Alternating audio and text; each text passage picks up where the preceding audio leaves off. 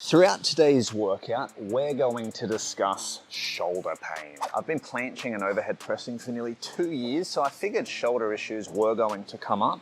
And these are the best ways I have found to tackle any kind of shoulder discomfort or pain. This has been my personal experience that may or may not help you, but at the very least, you're getting some tools that you might not otherwise have had access to. So when I first began this planche journey, I knew the main thing that I was going to have to focus on was load management. Not overdoing it, or at least feeling any pain and then just pushing through it. That's when you're turning something into a long-term overuse injury, and trust me, I've had my fair share of those. Apart from load management, which can't be stated enough how important that is, the other one is just accidents in training. Maybe you pushed it a bit too far that day, maybe you were fatigued. I've been pretty lucky with that up until very recently, where I have developed some kind of shoulder impingement. So rather than sink into a deep vat of depression, I've found something that has really helped with my current issue. Somewhat of a specialty solution that doesn't have to be done throughout regular training, but you won't see it till the end of today's workout. With the movements you're doing, see if you can find a regression that doesn't cause any pain. For me, I can actually go into my tuck variation of planche, but I found out I could do that by first just going for my planche leans. This feels strong for me. I don't feel any pain. Hold for 10 to 12 seconds, and I can progress to my tuck. With whatever regression you can take it to, try to actually build a bit more time in the position. So whereas I might have gone for 6 seconds, 5 to 6 seconds in the past with my advanced tuck, I'm going for my tuck, but I'm trying to get at minimum 10 seconds here. So it'll be more helpful to build some more volume for the area, so long as it's pain-free. So I've just done 3 sets of the tuck planche, but I would like to fit a little bit more volume in, but I might be fatiguing the shoulder in those tuck planches. So I'm going to do 2 more sets of planche leans. There's so much value in this one, even though your feet are on the ground and it seems like a really basic thing to do. If you control this right, you can get a lot of quality here. I'm using it to get more time in my planche position. Because my feet are on the ground, I'm going to push it to a longer hold time. Might even push to 20 on the last set. Actually make my class do 30 seconds, so that's quite unfair of me. So even though I couldn't do my advanced tucks and push it to my straddles, my full planches, I still got 5 solid sets with quality effort put in there working the technique. Just a little bit lighter, but because I'm not completely resting it, it's not going to derail any of my planche progress over the long term. This is quite historic, guys. This will be my first front lever I'm putting into this. So as 2024 has rolled around, my goals have extended to some pulling goals. I'm just going to do some band stuff today with front lever and just really work on drilling that shape. But you can apply the same principles here if your shoulder is bugging you for any pulling movements. Regress, regress, regress until you can find a position that doesn't hurt but lets you still hit the position. Technique is everything right now.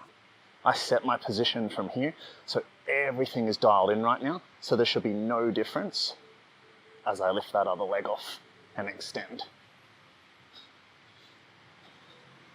Go for 10 seconds here.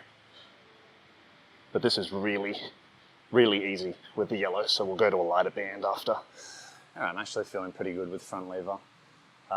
This is what everyone says before they injure themselves, but I am feeling good. It doesn't impact the shoulder, so I'm going to a very light band, this pink band, seeing if I can hit some time in the full front lever.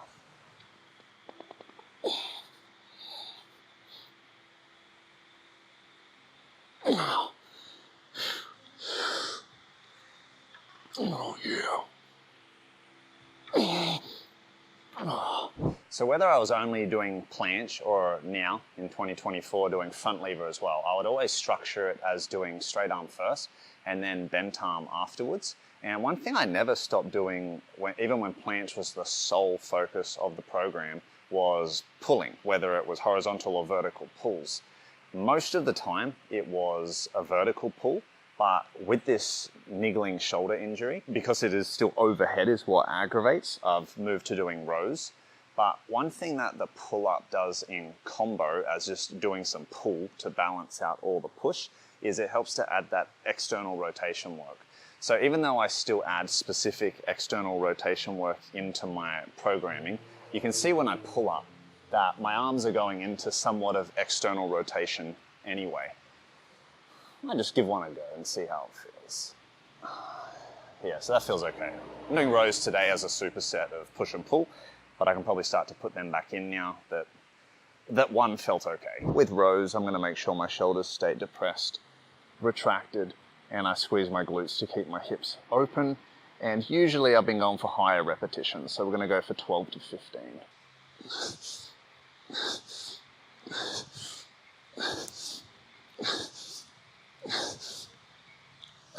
Usually I would look at pull-ups as an opportunity to hit a higher intensity, and rows to get some more volume in. Seeing how my shoulder feels with this regressed version, so following the same theme of trying to find a movement that replicates your goals but is regressed without pain, I'm going to try a plank handstand push-up now and just see how it goes.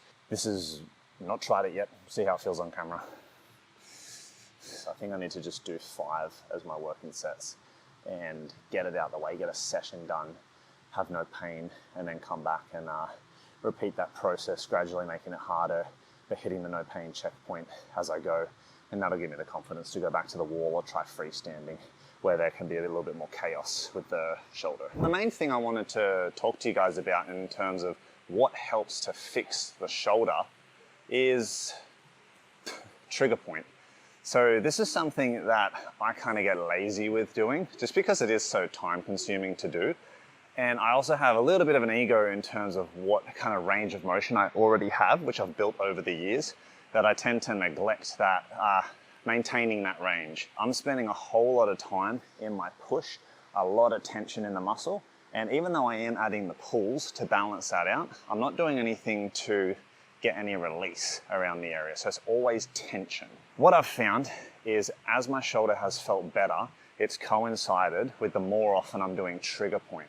So even though you can do foam rolling, I have a massage gun, which is also very useful, let's get rid of that, is useful, convenient. I haven't found as significant of a result in terms of less discomfort and reduced pain as to when I have 1, paid for a massage, and 2, when I have purposely used the trigger point ball.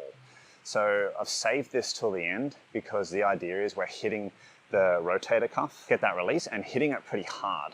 So we don't want to hit it too hard before a session because we are needing those muscles to be strong and turn on for our actual planching.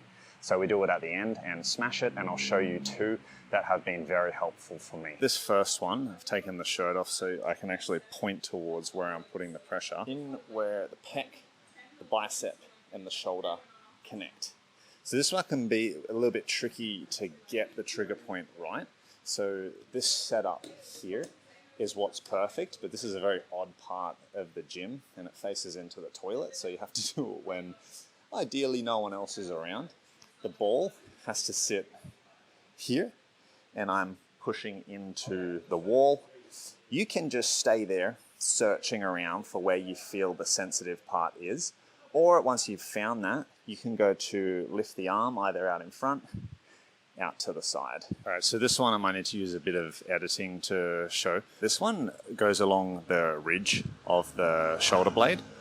The ball should trace down it as if it's trying to get in between your shoulder blade and separate the shoulder blade. Along there, you might find sensitive parts, but then also along the top edge is where you can get some really good trigger point work done. Again, how you assess that is you're searching, and you're searching for those tender and pressure points, and then you're holding there. Lean against the wall, drop the ball behind, and then search around for where found it. You could also lay on the ground. Personal preference is against the wall, but you have 2 options there. This last one, you don't actually need the trigger point ball. I actually find it's really difficult to hit the biceps with the trigger point ball. So what we're going to do is use a barbell. You know, not everyone has a barbell, but if you do, this is a great one. This actually hasn't been involved in relieving the pain in the shoulder. Those first 2 I just showed you have been by far the most effective. But because biceps are so heavily involved in your planche work, and it is difficult to hit the biceps with a degree of intensity, this is my go-to one for that. Nice little mic placement. You can hit different angles by rotating your arm, more external or internally rotated. I could also move my arm further down to the end of the barbell to make this a little bit less load, because this can get quite intense. but that's also why it's so good. That's my point right there. These are not one-size-fits-all answers to your shoulder pain, but hopefully I've offered a few more tools for you guys. Check out this video here to see what my goals are for 2024. Maybe they're the same as mine, and maybe these videos are going to be extra helpful if any of my goals align with yours.